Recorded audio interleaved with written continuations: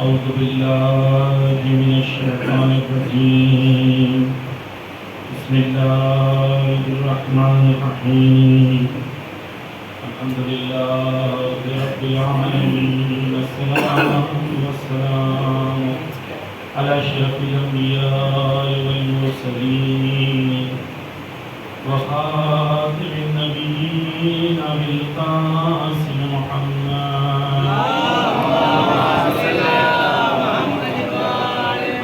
وعلى أهل بيت الطيبين الطاهرين المظلومين المعصومين ولعن الله ولا أعدائهم أجمعين.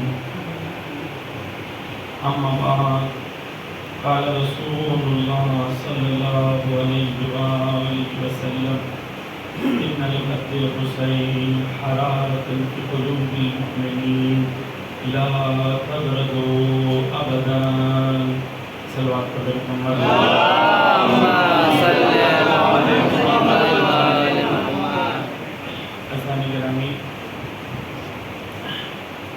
آپ لوگ یہ جو محفل مجلس امام بارگاہ میں منعقد کرتے ہیں اور کوشش کرتے ہیں کہ امام بارگاہوں میں خصوصاً ایسی جگہ امام بارگاہ جہاں پر مومنین کی آبادی بہت کم ہے، وہاں پر بھی آپ کی محنتوں اور زحمتوں کی وجہ سے امام بارگاہ کو آپ آباد رکھنے کی کوشش کرتے ہیں. چھٹے امام صادق علیہ السلام سے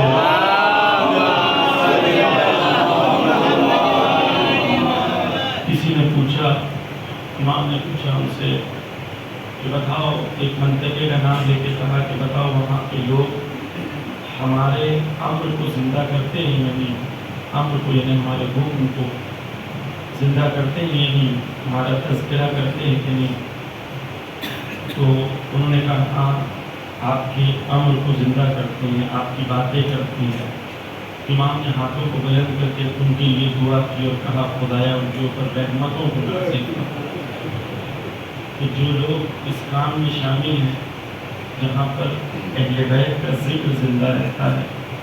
ہمیں نہیں پتا عزیزان گرامی کہ ہم جس چیز کی نیند رکھ رہے ہیں وہ آنے والے وقت میں اور امام زمانہ کے ظہور کے لیے یا ظہور کے بعد اس کا اثر کیا ہوگا. ہم تو صرف اینٹ رکھ رہے ہیں، دیوار بنانا وقت کے امام بنانا. لیکن عزیزان گرامی یاد رہے کہ جب بھی کوئی نیکی کا کام آپ کرتے ہیں تو شیطان کو یہ نیکی کا کام پسند نہیں آتا. شیطان پہلے مرحلے میں کوشش یہ کرتا ہے کہ انسان کو گمراہی کے راستے پہ لگا دے، لیکن جب انسان کو گمراہی کے راستے پہ نہیں لگا پاتا تو شیطان انسان سے نیکیاں کرواتا ہے، لیکن نیکیوں کا مقصد تبدیل کرا دیتا ہے. انسان نیکی کر رہا ہے لیکن وہ امام حسین کے لیے نہیں کر رہا ہے، وہ خود نمائی کے لیے کر رہا ہے. من جانب فلاں، من جانب فلاں، من جانب فلاں. کیوں؟ امام حسین کو تو نہیں پتا ہے کہ کون کر رہا ہے. وہ پوسٹر پہ لکھوں تو پتہ چلے گا امام حسین کہ کس کی طرف سے. نیچرل سی بات ہے کہ میں امام حسین کے لیے تو نہیں لکھ رہا ہوں من جانب، میں لوگوں کے لیے لکھ رہا ہوں. توجہ کیجیے کہ حدیث ہے، رسول فرماتے ہیں کہ جو لوگ اعمال خدا کے لیے کرتے ہیں روز قیامت خدا ان کو ثواب دے، لیکن جو لوگ اعمال لوگوں کے لیے کرتے ہیں خدا روز قیامت پہ لوگ ان سے ثواب دے جن کے لیے اعمال کیا. تو عمل عزیزان گرامی زیادہ ہونے سے زیادہ ضروری ہے کہ عمل پاکیزہ ہو، عمل پیور ہو. کیونکہ شیطان کیا کرتا ہے؟ نیکیاں کرواتا ہے. پھر شیطان نیکیاں کرواتا ہے اور نیکیوں کے مقصد کو تبدیل کرتا ہے. جب مقصد تبدیل ہو گیا تو انسان کو آخر میں کچھ ملے گا نہیں، محنت بھی کرے اور ملے گا. تو ہمیں بچنا چاہیے اس بیماری سے جسے ریاکاری کہتے ہیں، شو آف کہتے ہیں، دکھاوا کہتے ہیں. توجہ کیجیے اسلامی گرامی، ایک بار بہلول دانا تھے. بہلول دانا ان کے زمانے میں ایک شخص مسجد بنوا رہا. جب مسجد بنواتا تھا تو مسجد کے باہر اس نے لکھ دی بہلول خانہ گئے اور اس کی مسجد کے باہر لکھ دیے مسجد بہلول. یہ شخص ناراض ہو گیا, ان کے پاس آ کے جھگڑنے لگا, کہنے لگا یہ کیا بات ہے, مسجد میں نے بنائی ہے, آپ نے نام لکھ دیا, ایسا کیسے ہو سکتا ہے؟ تو بہلول نے بولے کہ آپ کیوں پریشان ہو رہے, خدا تو جانتا ہے مسجد کس نے بنایا, میں مسجد میں کسی کا بھی نام لکھ دوں تو خدا تو جانتا ہے کس نے بنایا, تم پریشان کیوں ہو رہے؟ تو وہ کہتا ہے کہ نہیں ایسا تھوڑی نہ, بنایا میں نے تو میرا نام آئے گا, تمہارا نام ہٹاؤ. تو بہلول خانہ آ گئے اور نام کو کینسل کر دیا, اور کرتے کرتے بولے کم سے کم اتنا پتہ چل گیا کہ آدمی نے خدا کے لیے نہیں بنایا.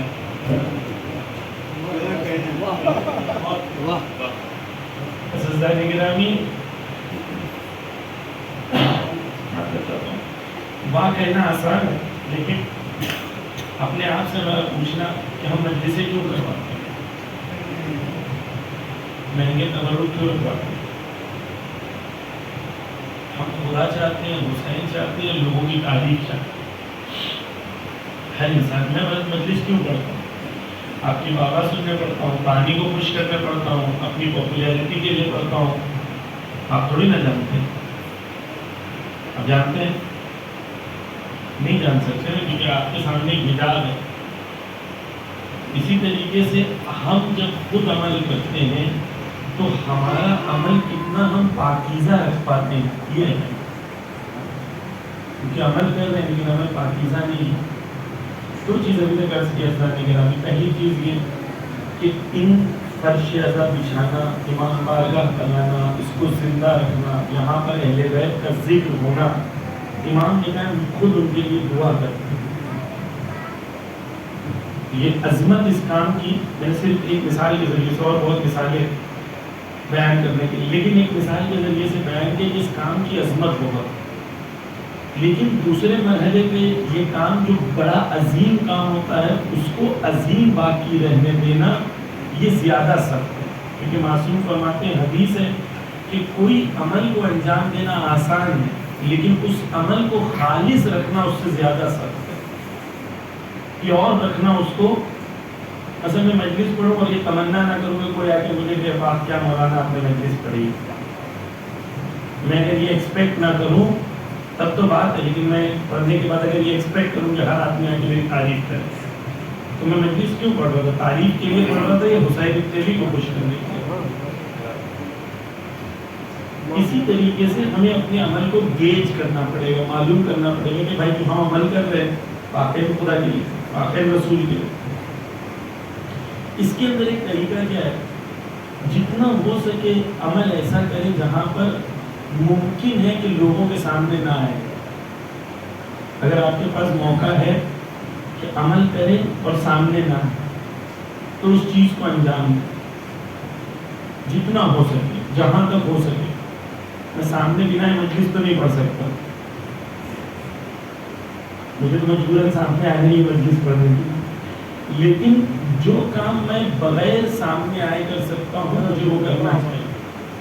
اس سے کیا ہوتا ہے, ہم شیطان کو مات دیتے ہیں, اپنی نفس کو مات دیتے ہیں. نفس بولتی ہے چل سب کے سامنے چل دیں, سب تعریف کریں گے. نفس بولے کہ یہ کام کیے ہو, چلو یہ کرتے ہیں.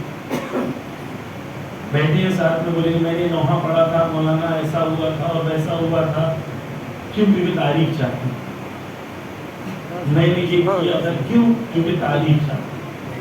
کہ جب لوگوں سے چاہتے ہیں تو خدا سے کیوں مانگتے ہیں؟ لوگوں سے نہ چاہیں, خدا سے مانگیں.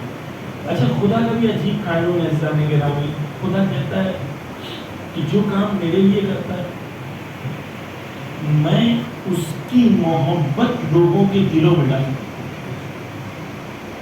امام خمینی ہیں, اللہ سیستانی ہیں, انہوں نے کبھی بتایا نہیں ہم نے کیا کیا. خدا نے سب کو پہچانوا دیا کہ یہ لوگ کون ہیں. جو خدا کے لیے کرتا ہے وہ خدا اس کو پہچانوا دیتا ہے کہ وہ کون ہے, اور خدا اس کی محبوبیت کو لوگوں کے دلوں میں ڈال دیتا ہے. تو بس یہاں تک میں نے یہ عرض کیا اسلامی گرامی کہ یہ فعل عظیم, لیکن یہ فعل عظیم یہاں پر وہیں پر ہمیں ضرورت ہے کہ خلوص لے کے آئیں, اور ریاکاری سے بچے، دکھاوے سے بچے، کیونکہ یہ وہ تیر ہے شیطان کا جو سب کچھ ختم کر دیتا ہے۔ تو یہ دوسری چیز۔ تیسری چیز اسلامی گرامی، ہم اپنی زندگی کے اندر ہمیں 3 چیزیں ہیں جس کی طرف ہمیں توجہ دینی ہے۔ ایک سلمان کا سہارا میں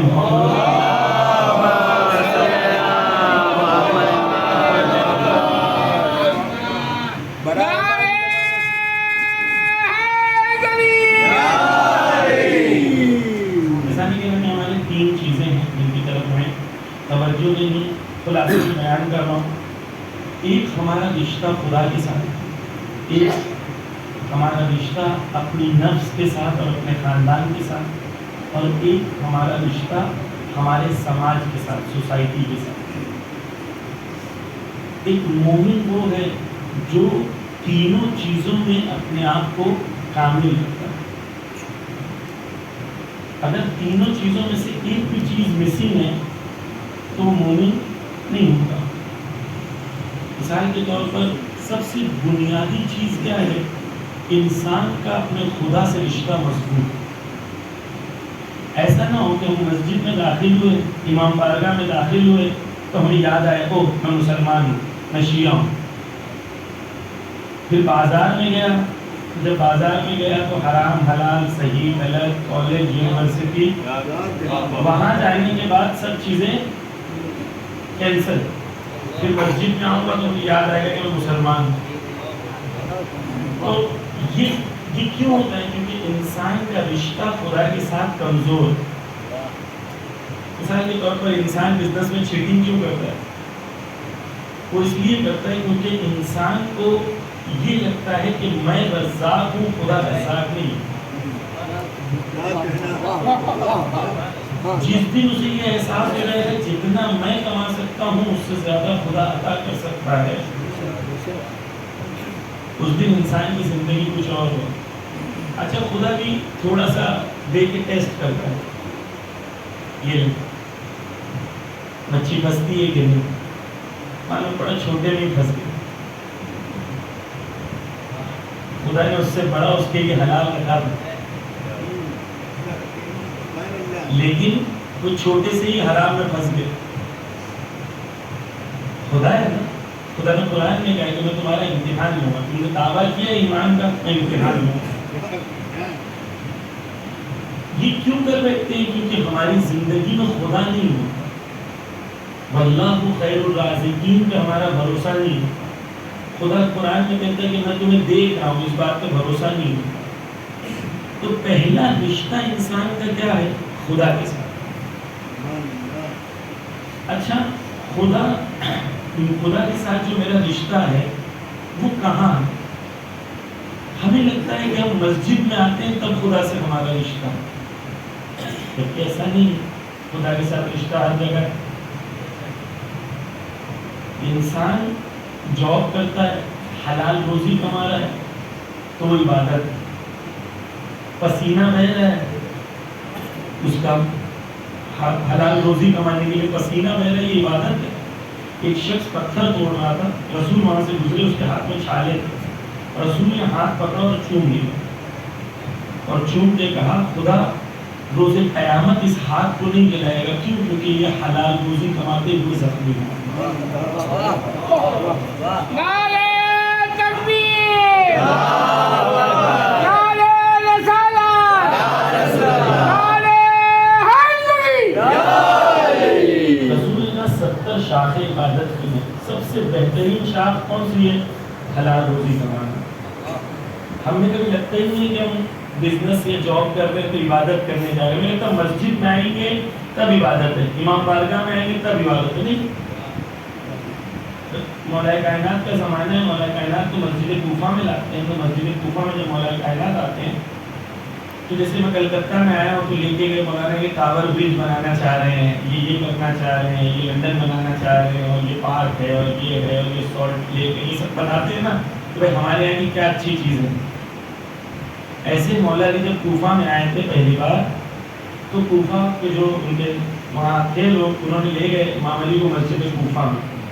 مسجد کوفہ میں ایک شخص بیٹھا تھا، نماز پڑھ رہا تھا، مولا علی کو بتانے لگے کہ یہ شخص جو ہے بہت متقی ہے، بہت پرہیزگار ہے. بولے کیا کرتا ہے یہ شخص؟ بولے پورا دن مسجد میں رہتا ہے، پورا دن نماز پڑھتا ہے. مولا علی پوچھے کھاتا کیا ہے؟ تو پورا دن نماز پڑھتا ہے تو کھاتا کیا ہے؟ تو کہتے ہیں افتخار سے کوئی کچھ دے دیتا ہے تو کھا لیتے. پھر بولے کہ اچھا کوئی کچھ نہیں دیتا تو نہیں کھاتے افتخار سے. مولا علی باہر گئے کہا کہ کوفہ کے کتے اس سے اچھے ہیں، کیونکہ کوفہ کا کتا بھی خود کا رزق خود تلاش کرے گا. اسلام میں ہم نے کیونکہ اسلام کو سمجھا ہے نماز، اسلام کو سمجھا ہے عزاداری، اسلام کو سمجھا ہے کہ چند رسمیں نہیں، اسلام وہ کمپلیٹ لائف ہے جو میں نے جینی. مثال کے طور پر یہ اسپیکٹ ہو گیا، انسان کا خدا سے رشتہ جب مضبوط ہے تو انسان ہر جگہ خدا کو تلاش کرتا. آیت اللہ بہجت کے سامنے سیلڈ آیا، سیلڈ کھاتے نا ہم لوگ، تو سیلڈ دیکھ کے رونے لگے. کہتے خدا کتنا کریم، میری غذا کے لیے پتہ نہیں کسی کسان نے کہاں محنت کی ہوگی، وہ کہاں سے مجھے کہاں تک پہنچ رہا ہے. ہم لوگ ایک چھوٹی سی چیز کھاتے ہیں، ہم سوچیں کہاں سے کیسے پہنچی. ہر چیز میں خدا کو تلاش کریں. ایک مثال میں پھر اس کے بعد بات کو آگے بڑھاؤں گا. 3 چیزیں بیان کرنی انشاءاللہ کہ میں آپ کو دیکھ سکتا ہوں، آپ مجھے دیکھ سکتے ہیں. کیوں؟ ایک تو خدا نے آنکھوں میں قوت دی ہے، بینائی دی ہے، دیکھ پاتا. لیکن اگر پورا یہاں پر کمپلیٹ اندھیرا ہو جائے اور آپ کی آنکھوں میں بھی بینائی ہے، میرے آنکھوں میں بھی بینائی ہے، ہم لوگ دیکھ پائیں گے ایک دوسرے کو؟ نہیں دیکھ پائیں گے، کیونکہ نور نہیں ہے. اللہ نور السماوات والارض. عزیزان گرامی، اس کائنات میں جو کچھ ہے وہ خدا کے وجود کی وجہ سے ہے. بات پڑھ رہی ہے لیکن میں بیان کر دوں کہ توحید کی بات ہے، بنیادی بات. ہمارا خدا سے رشتہ کیسے؟ یہ کسی گھڑی کسی نے بنایا سامنے ہے، وہ گھڑی ایک انجینئر نے بنایا جو اس کا کریٹر تھا، اور وہ گھڑی بنا کے چلا گیا. وہ زندہ ہے یا مر گیا ہے پتہ نہیں، لیکن گھڑی چل رہی ہے. یہ گھڑی کا رشتہ اس انجینئر کے ساتھ خالق و مخلوق کا ہے، لیکن ایسا خالق جو ایک بار خلق کر دیا پھر اس کے مخلوق کے ساتھ کوئی رشتہ نہیں. اب توجہ کیجیے. دوسرا، یہ لائٹ ہے، یہ لائٹ سے ایک روشنی نکل رہی ہے نا. یہ روشنی کا وجود کس کی وجہ سے ہے؟ کس کی وجہ سے؟ یہ لائٹ کی وجہ سے ہے نا. اچھا کب تک یہ روشنی کا وجود ہے؟ جب تک یہ لائٹ ہے. اگر یہ لائٹ بند ہو جائے گی تو روشنی ہوگی نہیں ہوگی. میرا خدا کے ساتھ رشتہ کیسا ہے؟ وہ گھڑی والا یا لائٹ اور روشنی والا؟ وہ گھڑی والے میں ایک بار بنا کے وہ مر گیا. یہ لائٹ اور روشنی میں یہ ہے کہ اس نے خلق کیا، وہ خالق ہے، لمحہ لمحہ دے رہا ہے، اس لیے رب ہے. میرے ہاتھ میری زندگی ہے، کیوں؟ کیونکہ وہ حی ہے، وہ مجھے لمحہ بے لمحہ حیات دے رہا ہے. میرے ہاتھ میں قدرت ہے کیونکہ وہ قادر ہے، وہ مجھے قدرت دے رہا ہے. یعنی میرا خدا سے رشتہ لمحہ بے لمحہ خدا کے ساتھ کنیکٹڈ ہوں. میں نے یہ جو ہاتھ ہلایا ہے یہ بغیر خدا کی دی ہوئی قدرت کے نہیں ہے، اور ایسا نہیں ہے کہ خدا نے ایک بار قدرت دے دی ہے. لمحہ بے لمحہ خدا مجھے پرووائڈ کر رہا ہے. یہ بات اور ہے کہ مجھے لگ رہا ہے کہ میں اپنی قدرت سے کر رہا ہوں. یہی توحید ہے. انسان یہ سمجھ جائے کہ وہ لمحہ بے لمحہ خدا کے ساتھ کنیکٹڈ ہے. کل میں نے ایک مثال دی کہ اگر آپ ویسٹ بنگال میں رہتے ہیں اور آپ کے ریلیشن جو ہیں ممتا بنرجی کے ساتھ بہت اچھے ہیں اور آپ ایک فون کرتے ہیں اٹھا لیتی ہیں پرسنل پوچھتی ہیں زمین بھائی آپ کیسے ہیں سب ٹھیک ہے خیریت سے ہیں. اگر کسی کے ریلیشن اتنے اچھے ہوں تو ویسٹ بنگال میں وہ کوئی بھی کام کرنے ٹائم ڈرے گا نہیں ڈرے گا نا. کیوں نہیں ڈرے گا؟ کیونکہ اسے پتا ہے کہ قدرت سے وہ وابستہ ہے. وہ بھی ایسی قدرت جو زوال پذیر ہے جو ختم ہونے والی ہے. جب انسان کو یہ یقین ہو جائے کہ وہ ایک ایسی ذات کے ساتھ کنیکٹڈ ہے ایسی قدرت ہے جو کبھی ختم ہونے والی نہیں ہے تو انسان کی زندگی میں کتنا کانفیڈنس آ جائے گا. کیونکہ وہ تو اچھا اس نے وعدہ کیا ہے کہ تم مانگو میں دوں گا. اس نے وعدہ کیا تم مانگو میں دوں گا. اس نے یہ کہا کہ میں تمہاری شہر کے گردن سے زیادہ قریب ہوں. میں دور نہیں ہوں تم دور ہو. میں یہاں پر ہوں تمہارے. جب تم سوچتے ہو بولنے سے پہلے خدا کے پاس پہنچ جاتا ہے کہ تمہارے دل کا حال کیا ہے.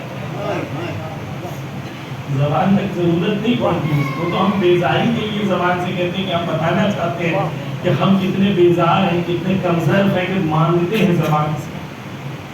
بس گرامی پہلا رشتہ انسان کا خدا کے ساتھ. اگر یہ رشتہ انسان کا کمزور ہے تو انسان کی زندگی میں دین کا ڈیکوریشن ہوگا دین کی روح نہیں. پہلی چیز تو یہ رشتے کو مضبوط کرو. ابھی رشتہ کیسے مضبوط ہوتا ہے؟ دو چیز کے ساتھ. آیت اللہ بہجت سے کسی نے پوچھا مجھے نصیحت کرو تو انہوں نے کہا صرف دو کام کرنا. کیا کرنا ہے؟ واجبات کو عمل دینا ہے, حرام سے پرہیز کرنا. ہر چیز میں پوچھنا ہے خدا نے کون سی چیز واجب کی ہے, کون سی حلال ہے, کون سی حرام ہے. بس اس سے زیادہ آیت اللہ بہجت نے کہا کہ ایک جوان کو کرنے کی ضرورت نہیں. پہلے یہاں سے شروع. تو یہ نماز اللہ سے گفتگو کا ذریعہ. نماز میں انسان آتا ہے اپنے رب سے, اپنے مالک سے, وہ اجازت دیتا ہے مجھ سے گفتگو کر نماز کو. بس پہلا رشتہ انسان کا کیا ہے؟ اللہ سے. اور ہمارے چوتھے امام سجاد علیہ السلام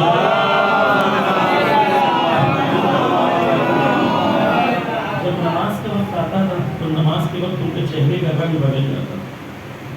کہتے تھے نہیں جانتے کس رب کے سامنے مجھے جا کے کھڑا ہونا ہے. وضو کرتے تھے تو ان کے ہاتھ کانپنے لگتے تھے خدا کے سامنے. نماز پڑھ رہے تھے ان کی ابا گر گئی. کسی نے پوچھا کہ امام آپ کی ابا گر گئی, ابا صحیح کر لیتے نماز میں. کہتے نہیں جانتے کس سامنے میں کھڑا ہوں. اس کے سامنے مجھے یہ احساس ہے کہ میری ابا ہے یا نہیں. نماز کے لیے خدا کے حضور کو محسوس کرتے. نماز یعنی کیا؟ ایک سر بات پڑھنے کی بات آپ کو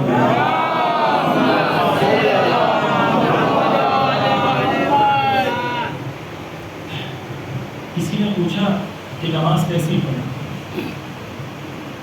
تو جواب آیا کہ نماز ایسی پڑھو کہ جیسے تم خدا کو دیکھتے. تو وہ شخص نے معصوم سے کہا ہم تو خدا کو نہیں دیکھ سکتے.